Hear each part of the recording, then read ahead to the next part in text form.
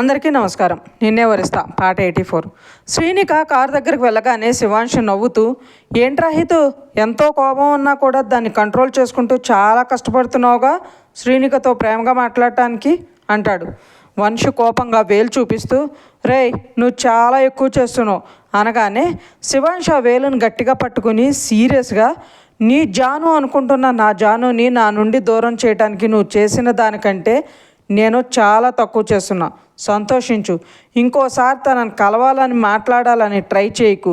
కాదని చేస్తే శ్రీనికని నీ నుండి చాలా అంటే చాలా దూరంగా తీసుకెళ్లాల్సి వస్తుంది అంటాడు. అది ఎప్పటికీ జరగదు, జరగనివ్వను. తను ఎప్పటికీ నా జానుని. నువ్వు పెళ్లి చేసుకున్నంత మాత్రాన తనని నీతో లైఫ్ లాంగ్ ఉండనిస్తాను అని ఎలా అనుకున్నావు? 10 డేస్లో తను నీ నుండి శాశ్వతంగా దూరం చేయకపోతే అంటుండగానే శివాంశు నవ్వుతూ, ఓ పేరు మార్చుకుంటావా అంటాడు. వంశు శివ్ అని గట్టిగా అరవగానే శివాంశు కోపంగా, నోరు తగ్గించు. నువ్వేం చేస్తున్నావు చూస్తూ కూర్చుంటాను అనుకుంటున్నావా? 10 డేస్లో తనని నా నుండి దూరం చేస్తావా? చెయ్యి, నేను కూడా చూస్తా. ఈ 10 డేస్లో తనకి నీ మీద ఉన్న పాజిటివ్ ఒపీనియన్ మొత్తం పోగొట్టి నేనే తన్ని నీకు దూరం చేస్తా అంటాడు. ఓహో, మన మధ్య జరిగింది అంతా చెప్పాలని డిసైడ్ అయ్యావా అంటాడు వంశు వెటకారంగా. శివాంశు, చచా, అది నా క్యారెక్టర్ కాదు. ఉన్నవి లేనట్టు లేని ఉన్నట్టు చెప్పడం ఈ శివాంష్కి చేత కాదు అంటాడు. చూద్దాం తను నన్ను కాదని నీ కోసం ఎలా వస్తుందో అంటాడు వంశ్. తప్పకుండా చూడాల్సిందే అంటూ శివాంశ్ అంటుండగానే ఇంతలో వంశ్ అమ్మగారు అక్కడికి వచ్చి, శివ్ నువ్వు ఇంకా వెళ్ళలేదా అని అడుగుతారు. వెళ్తున్నామా, వీడిని చూసి కూడా మాట్లాడకుండా వెళ్తే వీడు చాలా ఫీల్ అవుతాడని ఆగాను అంటాడు శివాంశు. ఆవిడ వంశ్ వైపు తిరిగి, నువ్వేంట్రా గుడికొచ్చి దర్శనానికి రాకుండా కాల్ మాట్లాడుతూ కూర్చున్నావు, లోపలికి పదా అని. మీ ఇద్దరే అయినా మీ ఇద్దరిది ఎప్పుడు ఉండేదే, కానీ అక్కడ నా కోడల పిల్ల వెయిట్ చేస్తుంది, నువ్వు వెళ్ళు అంటారు. శివాంశు వంశుని చూసి నవ్వుతూ, మా థ్యాంక్ యూ అని అక్కడి నుండి వెళ్తాడు. శివాంశు వెళ్ళేసరికి శ్రీనిక కార్ దగ్గర నిలబడి ఫోన్ చూస్తూ ఉంటుంది. ఇలా ఎండలో నిలబడుకుంటే ఏసీ వేసుకుని కారు లోపల కూర్చోవచ్చు కదా అంటాడు. కీసు మీ దగ్గరే ఉన్నాయి అంటుంది శ్రీనిక. ఓ కదా, మర్చిపోయాను, సారీ అని కీస్ తీసి తన చేతిలో పెడతాడు. శ్రీనిక కీస్ వైపు చూస్తూ, ఇప్పుడు కూడా నేనే డ్రైవ్ చేయాలా అంటుంది మొహం అదోలా పెట్టి. శివాంశు శ్రీనిక ఫేస్ చూసి నవ్వు వస్తుంటే ఆపుకుంటూ, నీ వల్లే నాకు దెబ్బ తగిలింది కాబట్టి నువ్వే డ్రైవ్ చేయాలి, తప్పదు కదా, చేతికి గాయం పెట్టుకుని నేను డ్రైవింగ్ చేయలేను కదా అంటాడు కళ్ళెగరేస్తూ. శ్రీనిక శివాంశ్ చేతిలో కీస్ తీసుకుని, నువ్వు జాగ్రత్తగా చూస్తూ ఉండు, ఏదైనా ప్రాబ్లం అయితే వెంటనే రియాక్ట్ అవ్వు, లేదంటే యాక్సిడెంట్ చేసేస్తాను అని నాకు భయం అంటుంది. శివాంశ్ నవ్వి, ఓకే, నీకేం ప్రాబ్లం అవ్వకుండా చూసుకోవటానికి నేనున్నా కదా అని కారు డోర్ ఓపెన్ చేసి లోపల కూర్చుంటాడు. శ్రీనిక వెళ్ళి డ్రైవింగ్ సీట్లో కూర్చుని దేవుడికి దండం పెడుతుంటే, ఆల్రెడీ వచ్చేటప్పుడు బాగానే నడిపావు కదా, ఇప్పుడెందుకు మళ్ళీ టెన్షన్ పడుతున్నావు అని శ్రీనిక చేతి మీద చెయ్యేసి, హే నువ్వు ఏదైనా అనుకుంటే డెఫినెట్గా చేయగలవు, ఆ టాలెంటు స్మార్ట్నెస్ నీకుంది, సో భయపడకుండా డ్రైవ్ చేయి అంటాడు శివాంశు. శ్రీనిక ఓకే అని కార్ స్టార్ట్ చేసి ధైర్యంగా డ్రైవ్ చేస్తుంది. చూసావా ఎంత బాగా డ్రైవ్ చేస్తున్నావో, ఇలా ఒక 3-4 డేస్ చేసావంటే ఇక నీ కార్ డ్రైవింగ్ వచ్చేసినట్లే అంటాడు. శ్రీనిక హ్యాపీగా, శివ్ నాకు కార్ డ్రైవింగ్ అంటే చాలా ఇష్టం, కాకపోతే నాకు ఎప్పుడు ఛాన్స్ రాలేదు, ఈరోజు కొంచెం భయం ఉన్నా థ్రిల్లింగ్గా ఉంది తెలుసా, థ్యాంక్ యూ అంటుంది మనస్ఫూర్తిగా. శివాంశు చిన్న స్మైల్ ఇచ్చి మనసులో, అసలు ఇంత ఇన్నోసెంట్ ఏంటి నువ్వు, ఒకసారి కోపం, ఒకసారి బాధ, ఇంకోసారి ప్రేమ, అన్నీ నీకే తెలియకుండా చూపించేస్తావు, యు ఆర్ వెరీ స్పెషల్, కానీ ముందు నీ మైండ్లో నుండి వాడి మీద ఉన్న ఒపీనియన్ చేంజ్ చేయాలి అనుకుంటాడు. శ్రీనిక డ్రైవ్ చేస్తుంటే శివాంశు గైడ్ చేస్తూ ఇద్దరూ కలిసి పూజకు కావాల్సిన సామాన్లు అన్నీ కొనుక్కుని ఇంటికి వెళ్తారు. శ్రీనిక లోపలికి వెళ్ళగానే హాల్లోనే ఉన్న దేవిక గారిని చూసి ఆనందంగా దగ్గరికి వెళ్ళి, అత్తయ్య నేను ఇవాళ ఫస్ట్ టైం కార్ డ్రైవ్ చేశాను తెలుసా అంటుంది. దేవిక గారు శ్రీనిక చెంప మీద చెయ్యేసి, ఇంత చిన్న విషయానికి కూడా ఎంత ఆనందపడుతున్నావే పిచ్చిపిల్ల, రోజు డ్రైవ్ చేయి శ్రీనిక, నీకు అలవాటైపోతుందిరా, మన ఇంటి వెనక కావాల్సినంత ప్లేస్ కూడా ఉంది అంటారు. ఈ రోజులా నాతో శివు ఉండడు కదా అత్తయ్య నన్ను గైడ్ చేయడానికి అంటుంది. శివాంశు సామాన్లన్నీ తీసుకుని వచ్చి పక్కన పెట్టి వాళ్ళ అమ్మ పక్కన కూర్చుని, నువ్వు ఇంకా పర్ఫెక్ట్గా నేర్చుకుంటాను అంటే నేనే ఉండి నేర్పిస్తాను అంటాడు. నిజంగా డైలీ ఉండి నేర్పిస్తారా శివ్ అంటుంది ఎగ్జైటింగ్గా. శివాంశు అని మనసులో, మార్నింగ్ కూడా నా మీద అంత కోపం చూపించావు, ఇప్పుడు చూడు కొత్త నేర్చుకోవడానికి అన్నీ మర్చిపోయి నాతో ఎంత బాగా మాట్లాడుతున్నావో, నిన్ను రోజు ఇలానే ఉండేలా చేసి నీ మనసులో నా మీద ప్రేమ కలిగేలా చేస్తా అనుకుంటుండగానే వేదు వచ్చి, అన్నయ్య కంపెనీ డాక్యుమెంట్స్లో ఏవో సైన్స్ చేయాలి, వాటిని గవర్నమెంట్ ఆఫీస్లో సబ్మిట్ చేయాలి, రేపే లాస్ట్ డేట్ అన్నావు అంటాడు. మన్విత రూమ్లో నుండి వచ్చి, అత్తయ్య నేను కాలేజ్ వరకు వెళ్ళేసి వస్తాను అంటుంది. మన హెచ్ఓడి ఏమీ రమ్మని చెప్పలేదు కదా మన్వి అంటాడు వేదు. మన్విత వేద్ వైపు సీరియస్గా చూసి, ఈ ఫైనల్ ఇయర్లో మాకు 2 సబ్జెక్ట్స్ ఉన్నాయిగా, వాటికి క్లాసెస్ అరేంజ్ చేశారు ఈ వీక్ అంతా అంటుంది. వేద్, నువ్వు వెళ్ళి తన్ని డ్రాప్ చేసిరా అంటారు దేవిక గారు. పర్వాలేదు అత్తయ్య నేను వెళ్తాను, మళ్ళీ తనకెందుకు ప్రాబ్లం, ఇక్కడ నుండి కాలేజ్ చాలా దూరం కూడా అంటుంది మన్విత. నో ప్రాబ్లం మన్విత, తనకి అటు సైడ్ వర్క్ ఉంది కాబట్టి తను డ్రాప్ చేస్తాడు అని వేద్, నేను వెళ్ళి ఫైల్ తీసుకుని వస్తా వెయిట్ చేయి అనేసి తన రూమ్కి వెళ్తాడు. నేను ఫ్రెష్ అయ్యి వస్తాను అత్తయ్య అని తను కూడా రూమ్లోకి వెళ్తుంది. శివాంశు ఒక ఫైల్ తీసుకొచ్చి దాన్ని చూసి తను సైన్ చేసి ఆ ఫైల్ తీసుకుని కిందకు వచ్చి, వేద్ ఇందులో సైన్ చేసి మీ కాలేజ్ దగ్గర ఉన్న మన లాయర్తో స్టాంప్ పేపర్స్ రెడీ చేయించి వాటి మీద ఆయన సైన్ కూడా చేయించుకుని రేపు మర్చిపోకుండా గవర్నమెంట్ ఆఫీస్లో సబ్మిట్ చేయి, లేదంటే మన కొత్త కంపెనీ పర్మిషన్స్ రావు, మళ్ళీ 1 year వేస్ట్ అయిపోతుంది, సో డోంట్ నెగ్లెక్ట్ అంటాడు. వేద్ నవ్వి అలాగే అన్నయ్య అని ఆ ఫైల్ తీసుకుని బాయ్ అమ్మ అని మన్వి కమ్ అని బయటకు వెళ్తాడు. మన్విత ఏదో ఆలోచిస్తూ తను కూడా వేద్ వెనకే వెళ్తుంది.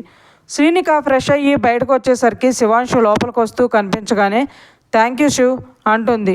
కొత్తగా ఈ థ్యాంక్స్ ఏంటి అంటాడు శివ్. ఎందుకంటే నాకు ఇష్టమైన పనిని నాలో భయాన్ని పోగొట్టి నాతో చేయించినందుకు, నాకు డ్రైవింగ్ నేర్పినందుకు అంటుంది. శివాంశు నవ్వి, కార్ డ్రైవింగ్ మాత్రమే కాదు, నీకు నచ్చిన ప్రతి పనిని కష్టమైనా కూడా నీతోనే చేయిస్తా అంటాడు. శ్రీనిక నవ్వి, చూద్దాం, అయినా నాకు నచ్చిన విషయాల గురించి నీ తెలియాలిగా అంటుంది. నిన్ను ఇష్టపడుతున్న వాడిని నీ ఇష్టాల గురించి తెలుసుకోలేనా అంటాడు. ఆ మాటకి శ్రీనిక కొంచెం ఇబ్బందిగా ఫీల్ అయ్యి ఏం మాట్లాడకుండా తను వెళ్ళి సోఫాలో పడుకుంటుంది. శివాంశు మనసులో, అప్పుడే నీ మూడ్ చేంజ్ అయిపోయిందా, ఎలా వేగాలే నీతో ఏంటో అనుకుని తను వెళ్ళి బెడ్ మీద పడుకుంటాడు. బాగా తిరిగేసి వచ్చారు కాబట్టి ఇద్దరూ టైడ్ అయ్యి లంచ్ చేయకుండా పడుకొని నిద్రపోతారు. అన్విక రెడీ అయ్యి ఆఫీస్కి వెళ్ళగానే ఆద్విక్ కాల్ చేస్తాడు. అన్విక డిస్ప్లేలో నేమ్ చూసి లిఫ్ట్ చేసి నవ్వుతూ, ఇప్పుడే కదా వెళ్ళారు, అప్పుడే సార్ గారు నేను గుర్తొచ్చానా అంటుంది. మేడం గారు మర్చిపోలేని తీయని రాత్రులు గిఫ్ట్గా ఇస్తుంటే ఏం చేయమంటారు అంటాడు ఆద్విక్. అస్సలు సిగ్గులేదు అది నీకు, నీలో ఇలాంటి యాంగిల్ ఉందని నేను అస్సలు అనుకోలేదు అంటుంది సిగ్గుపడుతూ. ఓయ్ ఏమనుకుంటున్నావు నా గురించి, ఇన్ని నెలలు ఎదురుగా ఉన్నా పట్టించుకోలేదని, అస్సలు రొమాన్సెన్స్ లేదని అనుకున్నావా అంటాడు. అన్విక నవ్వును ఆపుకుంటూ, ఏమో పెళ్లి చేసుకున్న పెళ్ళం ఎదురుగా రెడీ అవుతున్నా కొంచెం కూడా చెలించలేదంటే నువ్వేమైనా కొంచెం అంటుండగానే, ఆపేయి చంపేస్తా మాట అన్నావంటే, ఎవరు చెప్పాడే నీకు అలా అని, వయసులో ఉన్న మగాడిని మొగుడిని, అలాంటిది నా ముందర నువ్వు నీ అందాన్ని నీ వయ్యారాలని ఒలకపోస్తుంటే నిన్ను అలా చూసి నన్ను నేను కంట్రోల్ చేసుకోలేక ఆ రోజంతా చచ్చేవాడిని. కొన్నిసార్లు నా వల్ల కావాలని నీతో గొడవపడి నీ దగ్గరగా వచ్చి నీ ప్రేమని నీ చేతి స్పర్శని ఫీల్ అయ్యేవాడిని. అదేంటో తెలియదు కానీ నిన్ను ఇష్టం లేకుండా పెళ్లి చేసుకున్న నా మైండ్లో మనసులో నువ్వే నా భార్యవని ఫిక్స్ అయినందుకేమో నిన్ను అలా చూడగానే నాలోని ఫీలింగ్స్ బయటకు వచ్చేసేవే రాక్షసి, నన్ను ఏమన్నా ఆడుకున్నావా నువ్వు అంటాడు చిరుకోపంగా. అబ్బో అయితే నా దగ్గర చాలా బాగా నటించి చాలానే దాచారే అయ్యగారు అంటుంది అన్వి. నేను ఎన్ని కష్టాలు పడ్డాను నీకేం తెలిసే రాక్షసి, నీ మీద ఉన్నది కోపం కాదు ఇష్టం ప్రేమ అని తెలుస్తుండగా ఆ ఎమ్మెల్యే గురించి నాతో గొడవపడి వెళ్ళిపోయావు చూడు, అప్పుడు చాలా కోపం వచ్చింది, నన్ను వదిలి వెళ్ళిపోతున్నావు అని, అందుకే ఆ రోజు చేయి కూడా చేసుకున్నా అంటాడు బాధగా. లేకుంటే నా భర్తవే నేను ప్రేమించిన వాడు నీకే నేను ప్రూఫ్స్ ఇవ్వలేదు, ఎక్కడున్నాయో కూడా చెప్పలేదు, అలాంటిది నేనే వాడికి వెళ్ళి ఇచ్చానంటే నా కోపం రాదా, నిన్ను ప్రేమించి నీ నచ్చపోయినా పెళ్లి చేసుకున్నాను కదా అని ప్రతిసారి నన్నే తప్పడుతూ నువ్వేమన్నా సరే నేను పడతాను అనుకున్నావా? ఆ రోజు నాకు కూడా నీ మీద చాలా కోపం వచ్చింది, అందుకే నీ చెప్పకుండా వచ్చేసా అంటుంది. నా గురించి కొంచెం కూడా ఆలోచించకుండా అలా ఎలా వెళ్ళిపోతావే? కష్టమో నష్టమో నన్ను పెళ్లి చేసుకున్నా నాతోనే ఉండాలి, కానీ అలా ఉండకుండా నాకు చెప్పకుండా వెళ్ళిపోతే ఎలా అంటాడు ఆద్విక్.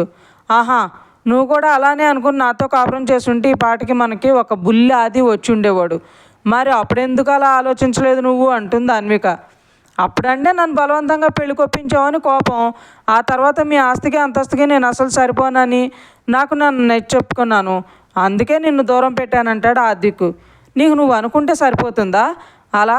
అంతేలే, నీ వెంటపడి మరీ పెళ్లి చేసుకున్నా కదా, అందుకే చులకని నీకు నేనంటే అంటుంది బొంగమూతి పెట్టి. అలా ఎప్పుడూ అనుకోలేదు బంగారం. నిన్ను ఇష్టం లేకుండా చేసుకున్నా కూడా నీ ప్రెజెన్స్ నాకు నచ్చేది. నీతో గొడవ పడాలని, నిన్ను చిన్న చిన్న వాటికే ఏడిపించాలని ఉండేది. నువ్వు అబ్జర్వ్ చేసావో లేదో, నేను ఇంటికి రాగానే డైరెక్ట్గా మన రూమ్లోకి వచ్చి నువ్వేం చేస్తున్నావో చూసేవాడిని. నేను వచ్చినట్లు నీ తెలియాలని విసురుగా ఏదో ఒక సౌండ్ చేసేవాడిని. తర్వాత డిన్నర్ కోసం మాత్రమే డైనింగ్ టేబుల్ దగ్గరకు వెళ్ళి మళ్ళీ వెంటనే రూమ్లోకి వచ్చేసేవాడిని అంటాడు నవ్వుతూ. ఇలాంటి వేషాలు బాగానే వేశారు అయ్యగారును, నాకు అర్థం కాకుండా అంటుంది. ఆద్వికు అని గట్టిగా ముద్దు పెడతాడు. అది ఏం చేస్తున్నావు? నువ్వు స్టేషన్లో ఉన్నావు, ఎవరన్నా చూస్తే ఏమనుకుంటారు అంటుంది. ఏమనుకుంటారు? మా సార్కి ఇన్ని రోజులు ఫస్ట్ నైట్ అయినట్లుంది, అందుకే అదే మూడ్లోనే ఉన్నాడు ఇంకా అనుకుంటారు అంటాడు ఆద్విక్ నవ్వుతూ. ఇలా తయారయ్యావేంటి? అది నీకు కాదు, నాకు బుద్ధి లేదు, నీతో మాట్లాడుతున్నా చూడు, ఫోన్ పెట్టే అది అంటుంది అన్విక చిరుకోపంగా. ఆద్విక్ నవ్వుతూ సరే సరే కూల్ బంగారం, రమ్ మీద నీ కోపం తగ్గిందా? తనతో మాట్లాడావా? మాట్లాడాను, తనే వచ్చి మాట్లాడింది. తన వల్ల నీకు గాయమయ్యిందని దాని గురించే నేను అలా రియాక్ట్ అయ్యాను అనుకుంటుంది ఆ పిచ్చిది అంటుంది. ఏమంటుంది మీ చెల్లి అని అడుగుతాడు. జనరల్గా ఉండేదే, లవ్ మ్యాటరు అంటుంది అన్విక. ఓ, చెల్లి కూడా అక్కబాట పట్టిందా అంటాడు ఆద్విక్ నవ్వుతూ. వాళ్ళ అక్క అంతా పిచ్చి పిచ్చిగా ఆలోచించి ఏమీ తెలియని వాడిని ప్రేమించలేదు, అన్నీ తెలిసిన నా రౌడీ పోలీస్నే వెంటపడి మరీ ప్రేమించింది అంటుంది అన్విక. అవునవును, అదే రౌడీ పోలీసు నీ కొంగు కూడా కట్టేసుకుంది అంటాడు ఆద్విక్ నవ్వుతూ. ఆ ప్రౌరాక్యుణ్ణి అలా కొంగు కట్టేసుకోవడానికి నాకు 10 months పట్టింది అంటుంది నిట్టూరుస్తూ. ఆ మాటకి ఇద్దరూ గట్టిగా నవ్వేస్తారు.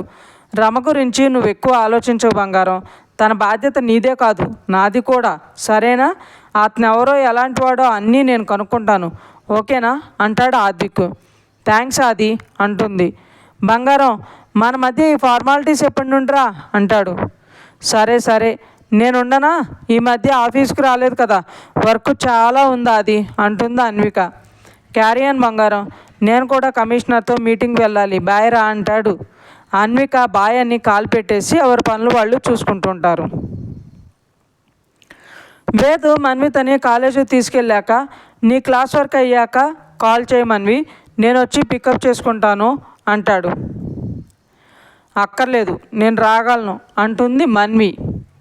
మన ఇల్లు చాలా దూరం ఉందని నువ్వేగా అమ్మకి చెప్పావు, కాబట్టి నేను వస్తాను, వెయిట్ చేయి అంటాడు వేదు. మన్విత సీరియస్గా అవసరం లేదని చెప్తున్నా కదా అని అనేసి తను వెళ్ళడానికి వెనక తిరుగుతుంది. మన్వితని ఆపడానికి కానీ వేదు తను చేపట్టుకునేసరికి తను కోపంగా వెనక తిరిగి ఏంటి వేద్ ఇది అంటుంది చిరాకుగా. వేదు సారీ అని తన చేతిని వదిలేసి అందరితో చాలా బాగుంటావు, కానీ నాతో మాత్రం ఎందుకు మన్వి ఎప్పుడూ నా మీద చిరాకు కోపం చూపిస్తావు అని అడుగుతాడు బాధగా. ఎందుకంటే ఎవరి మీద నా కోపం లేదు, కానీ నీ మీద ఉంది అంటుంది మన్వి. అదే ఎందుకు? నేను అంత కాని పని ఏం చేశాను? నువ్వు నా మీద అంత కోపం పెంచుకునే అంత తప్పు నేనేం చేశాను మన్వి అంటాడు.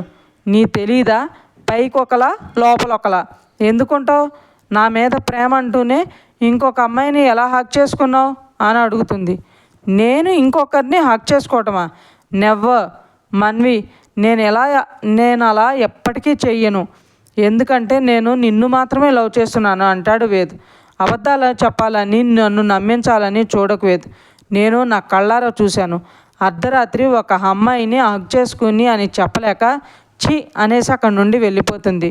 వేద ఎంత పిలుస్తున్నా తన్ని పట్టించుకోకుండా వెనక్కి తిరగకుండా మన్వి వెళ్ళిపోతుంది. మన్వి అలా ఎందుకు అన్నదో, ఎవరిని చూసి అన్నదో, తను అపార్థం చేసుకుందో అర్థం కాక వేదు కూడా ఆలోచిస్తూ అక్కడి నుండి వెళ్ళిపోతాడు. ఇంకా ఉంది ఫ్రెండ్స్. మీకు ఈ స్టోరీ నచ్చినట్లయితే లైక్ చేయండి, సబ్స్క్రైబ్ చేయండి. ఇంతలా ఆదరిస్తున్నందుకు థ్యాంక్ యూ సో మచ్.